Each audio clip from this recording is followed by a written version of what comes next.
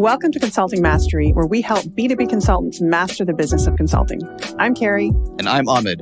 Join us as we explore the art of delivering outstanding client value, earning a higher income, and thriving in today's marketplace.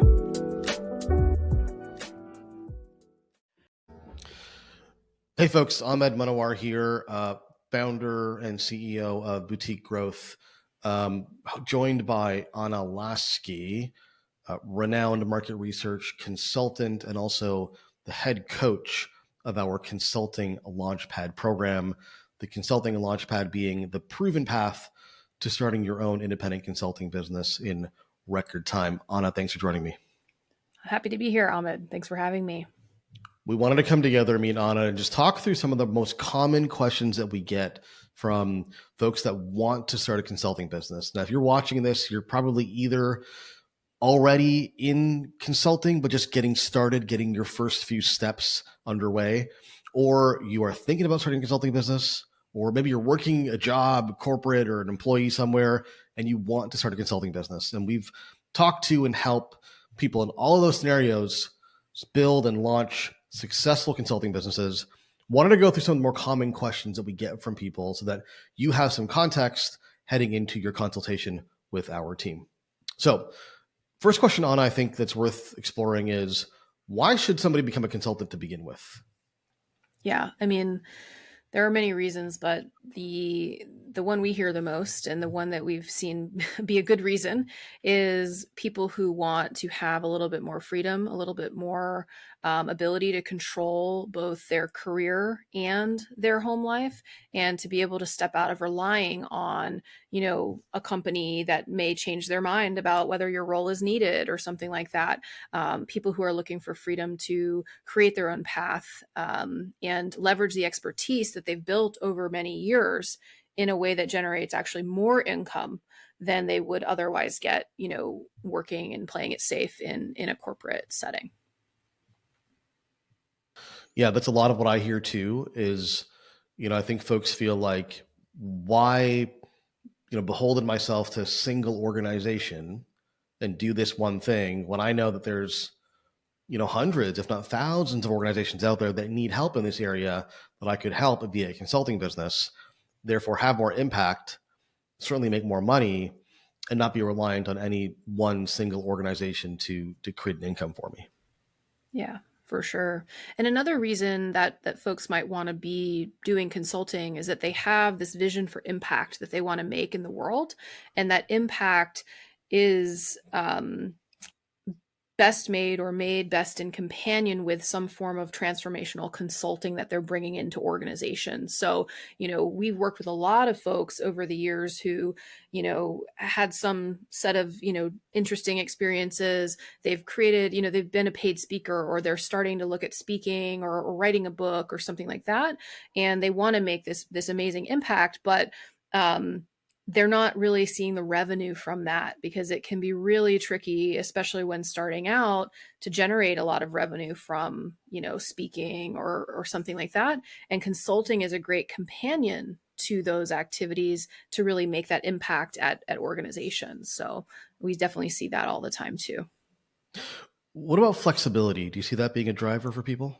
Huge driver. I mean, I can speak for myself on that one. That was the whole reason. I was like, I'm sick of going into Google every day. I'm sick of them telling me I need to be there by 8:30 a.m. I want to do something else, right? And it's flexibility of time, but it's also flexibility of, you get to choose who you work with. You're not just assigned by your boss, oh, go work with Steve. Well, I don't like Steve, right?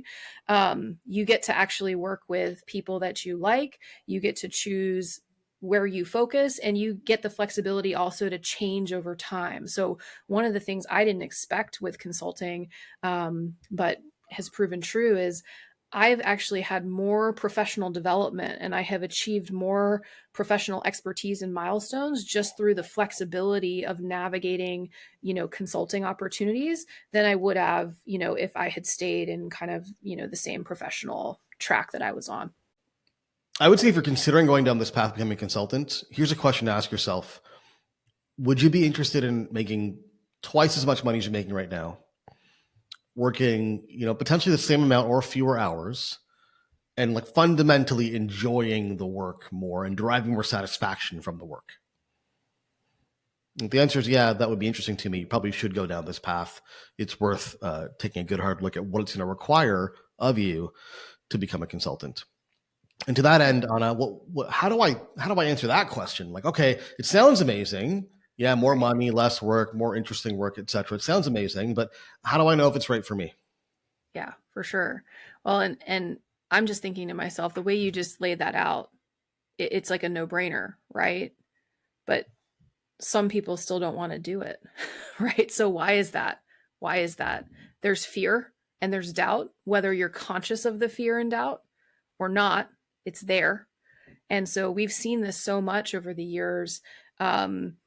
I think it's all about how can you gain certainty? To answer the question Ahmed just posed, how can you gain certainty in yourself, overcome the fear by producing certainty in how you're going to get started? And that's why it's important for us to talk about those obstacles, right? Because I think that sometimes people think we're joking when we're like, you can make double the money you're making and have a better life. We're not joking. So if it's not a yes, I want that, there's fear and uncertainty, and there's obstacles that are in your way that are preventing you from saying yes or seeing that opportunity to leverage your expertise. So, in terms of what those obstacles are, I think, let's dive into that. Well, I think someone might, yeah, it's kind of, you're right, no brainer. Sure, I want more money for less work and I want to enjoy it. But I think some folks might be thinking, I can see how that's possible for other people, but is that really possible for me, in my circumstances where I am right now? Right. How would you address that? Yeah, for sure. So, there are seasons for this, for sure. And there are risks to being a consultant, and you have to be aware of whether where you are right now is in a place where you can overcome those risks, or that you're ready to kind of get the resources around you and the learning that you need to get in order to overcome those risks, right? So a lot of the risks are, what am I going to sell? Who am I going to sell to, right? How do I get my name out there? How do people find me? How do I actually sell? Like sell? How do I close a deal, right? And we can continue to rattle them off, but it's important to make a plan for yourself for how you are going to overcome all of those risks, all of those obstacles that are currently in your way. How do I know if I have enough experience to be able to warrant a consulting offer? Yeah, so the best people to be consultants are people who already are doing a form of consulting inside of the company and the role that they're in corporate, or they've done that in the past, right? Doesn't mean your title at your job is senior internal consultant, right? But if you're working in a role where you are relied on for your expertise, whether that's technical expertise, people expertise, organizational expertise, and people come to you in your role and say, hey, can you help me figure this out? Can you help me map this out? We're really stuck. We're really stuck as a team around this, or the organization is stuck around that. And you're the person that seems to be able to help get everybody moving and help, you may not solve the full problem yourself, but you at least know how to start shaping it and bringing in the right conversations and bringing in the right people and really picking into it. That's being consultative. And so that's the best person to be an independent consultant, is the person who's doing that either as a leader of a team or an individual contributor in their role. I find sometimes there's this belief that like, I've got to have, a couple of decades and have a C beside my title before I can have the credibility to become a consultant. Yeah. I mean, I'm the proof that that's not true, because I started my consulting firm at age 25. And, I had, within my first couple of years of consulting, I was making well over, $100,000 a year. And this is before I learned really anything. This is before I became a client of Boutique Growth, and I learned everything that helped me triple that, or even more than that now. So, you don't have to be a certain age. You don't have to have a certain number of professional, experiences. However, you do need to have that consultative expertise and or subject matter expertise that's going to make you very valuable to organizations. Again, if you've ever had if you've never had a problem getting a job, like at age 25, I had never had a problem getting a job, right? Because I would show up to an interview and I'd say, this is what I can do. And they'd say, oh, great. We'd love to work with you. That's the type of person that makes a great consultant, right? Because they have expertise and they know how to explain their expertise. And you don't have to be a certain age. There's a couple of really common scenarios, I think, among people that are watching this video. And I want to spend a minute or two on each scenario with you. Okay. Scenario one, and if scenario one isn't you, just give me a minute or two. We'll get to you. Okay. Scenario one is, well, I have a job. Yeah. I'm not dissatisfied. I like the idea of becoming a consultant. But I don't know when to do it. When's the right time? Should I wait until I get laid off or get fired? Or, can I do it alongside my current role? Like, how do you advise around that? Yeah, for sure. So I'm kind of laughing because it's like, oh, should I wait to have a plan for making money until after I stop making money? Right? Like, no, you shouldn't wait till you leave your job and or get fired or laid off or something in order to start doing consulting. You don't need to be, a free agent and out there with no check coming in order to start consulting. My advice would be start consulting as much as you're able to now while you're in your role so that you aren't really worried about the money side of it at this stage. And you're able to be very diligent in building an intentional business and being really clear on who you're going to work with and what it is you're going to offer. And you have that space to actually breathe, right? Like you're actually able to build the company of your dreams.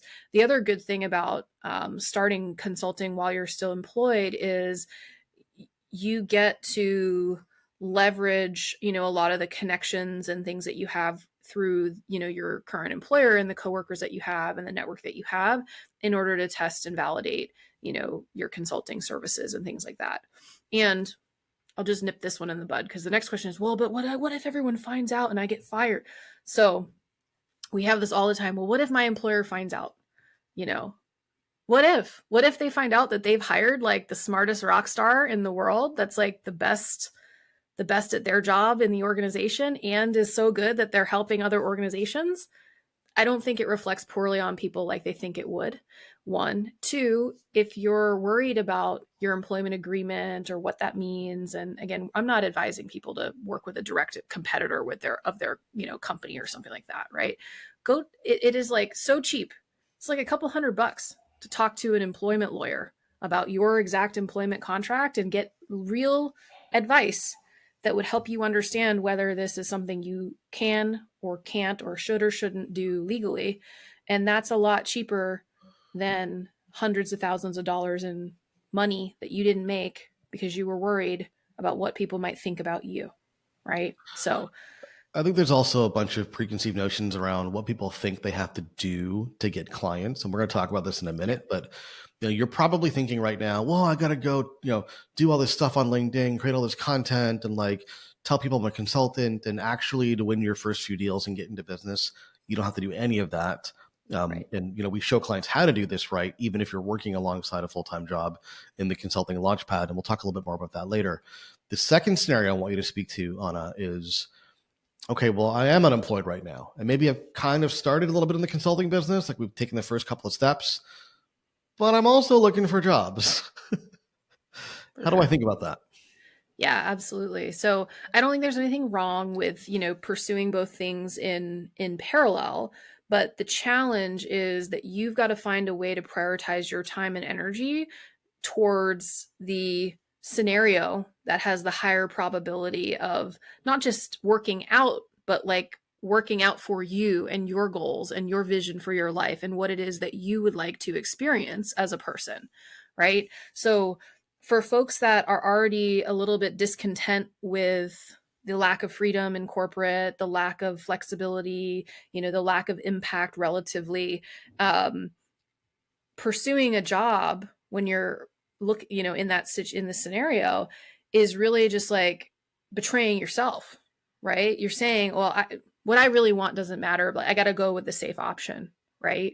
So I would invite you, if you're in that scenario, to really consider, how could I prioritize pursuing consulting and pursuing it in a way that is very deliberate, very fast paced, and gets me to some clarity as soon as possible, like within the next 2 to 3 weeks, on what could I be selling, or even maybe even a deal conversation, right, in consulting. Because again, it doesn't have to be so complicated. It doesn't have to be something that takes 40 hours of your week and you can't apply to a single job while you're doing it, right?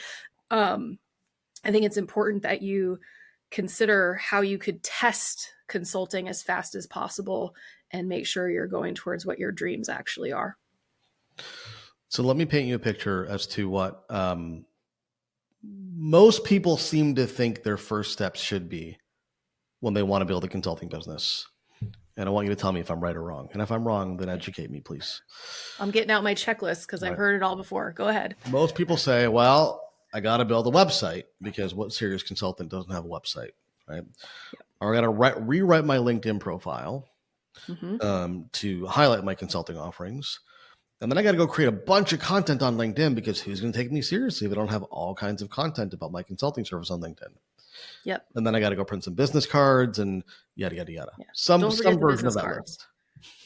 And don't forget, I've got to figure out what accounting software I need to use. And I've got to figure out, how I'm going to file taxes. And I've got to figure out 400 different things before I've collected a single dollar.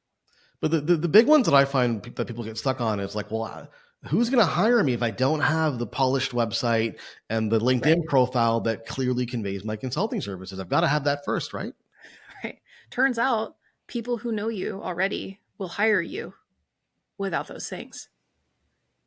And that's where the first consulting deals need to come from, right? Because all of those things, how do you know what to put on a website at this point? You don't even know what you're going to sell. So what is this, like a monument to your personal whatever? You already have a resume, just use that, right? Like it's much, much, much faster to build a consulting practice by selling projects to people who know you and people who know those people, right? So your extended warm network, it's much faster to sell to them, and it's much faster to build your business that way, because then you know what people do and don't want. You know actually what is and isn't going to work. You know what to put on your services section of your website. You're not just putting like TBD, right? And the biggest thing when starting a business of any type, whether it's consulting, a local business, whatever, is focusing your time and your energy on the activities that have the biggest result for where you're at in the business. And in the early stage, the only thing you need is to generate sales. That's the only thing you need. So the fastest way to generate sales is where you should focus your time and energy. We're spending a few minutes here. I think a lot of people are just going on the assumption that their first few deals were going to come from strangers, and they have to go on LinkedIn and do all this marketing stuff to attract those strangers. And you're not wrong. Eventually, you're going to need to win deals with strangers and go to the cold market. But I think the point Anna's making here is that it's really hard to sell to the cold market, especially when you have no credibility. Right? No case studies, no reputation in consulting. And I think you could go down the list, go talk to anybody that you know who's a consultant. Anna, did you know your first client? Yeah. Personally, yeah. I knew my first probably 3 clients personally, and my first probably 5 to 10 between that first and secondary network. And I think that's an important thing that you mentioned there too, is we're not just talking about who you personally know, but also who you have access to through your network. There's your first degree network. We know you personally. And there's your second degree network, the people who know who you also have access to. Right. Because they can vouch for you. And I think we all underestimate, and especially folks who are considering consulting and they're starting at the bottom of the mountain, right? And they're looking up and they're like, oh, it's so hard. We underestimate the value of our network, and we underestimate the opinion that others have of us and how those people see us, right? When you're an expert at what you do, I mean, people that have worked with you or that know you and know your expertise, they want to work with you. they wish you were a free agent, right? They wish they didn't have to recruit you into their firm and wait for a role to open up and try to convince you to get hired, right? They would rather be like, hey, I'll pay you $5,000 to help me tomorrow, right? They're excited to know that you're available to help with problems that they have.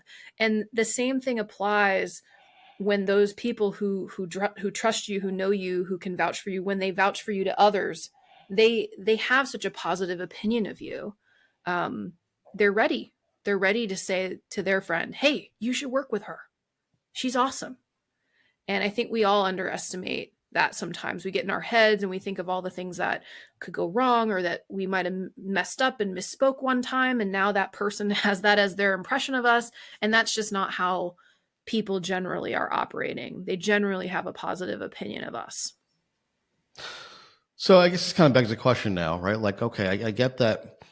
I get that I don't need to go build a new website or polish up my LinkedIn profile and message strangers and create a bunch of content. But how do I figure out what to sell and who to sell it to? For sure.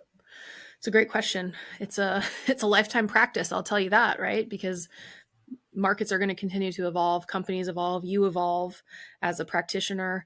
But what we have developed and what we've seen over the years is that there is kind of a proven process to understanding who you're going to serve and listening to what they need and crafting a solution to their problems, positioning that to them and generating, income in that way.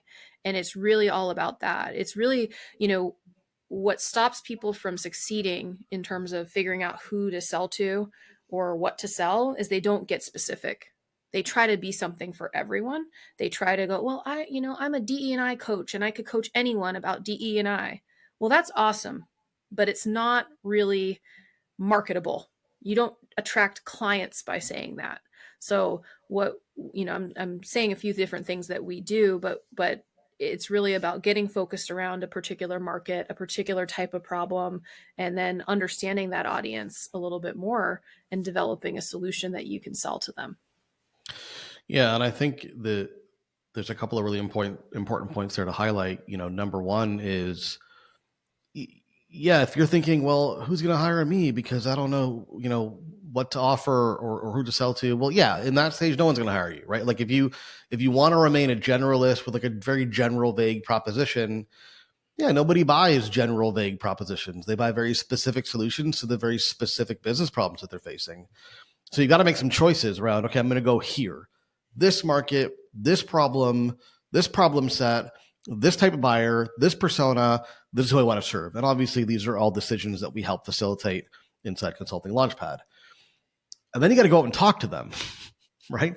Like get out of the building, so to speak. Go and have those conversations to validate whether or not the problems that you believe exist in those markets actually exist. And if so, then be able to convert those problems into opportunities for yourself and for the client.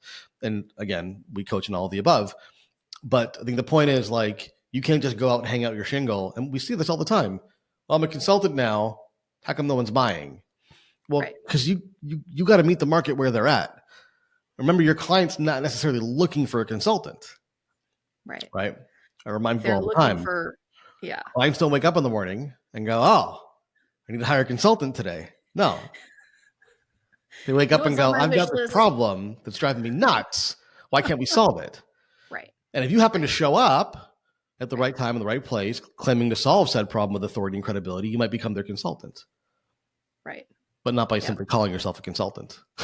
Yeah. And I think that's a big mindset shift from being an employee and kind of the corporate getting a job mentality to consulting.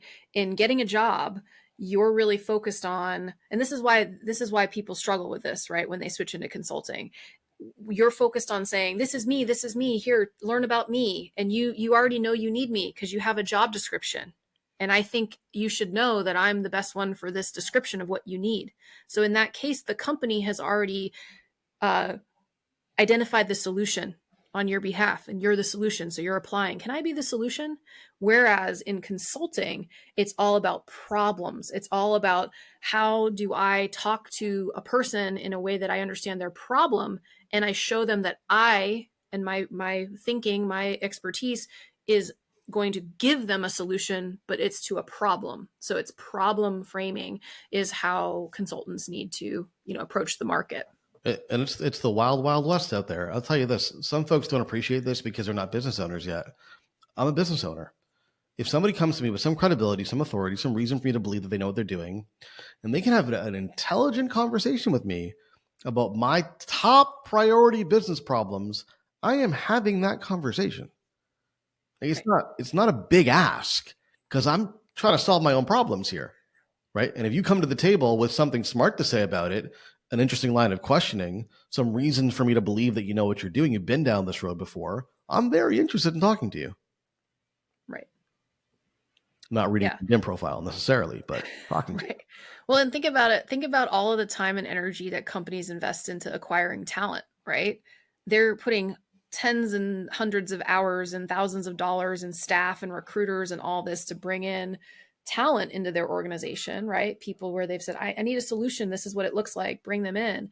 Why wouldn't they be just as committed for critical business problems that they have? Like Amit's saying, why wouldn't they be just as committed in bringing in a consultant? They want to get on the phone.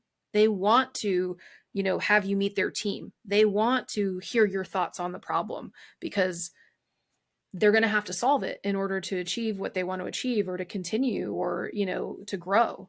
So there's a lot of demand for problem solvers out there. Anything else you want to mention here, Anna, before I wrap this up?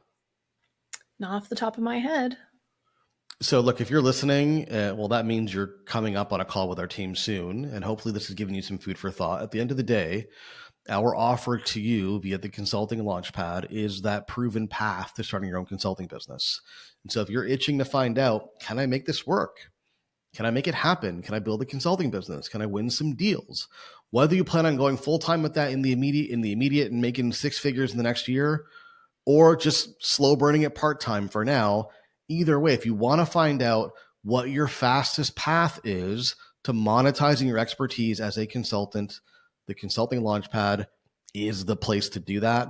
It's headed up by Anna as its head coach, who's the perfect person, by the way, to coach this program, not only because she is, bona fide market research expert and building a new consulting offer is fundamentally a market research exercise. It's about identifying customer needs and pain points and challenges and pairing them with the right solutions, which is her expertise. Also, she's built her own successful consulting business and has been in your shoes and therefore is the perfect person to steer the ship on this exercise for you. Have a good chat with our team, get your questions answered, and we'll see you inside Launchpad.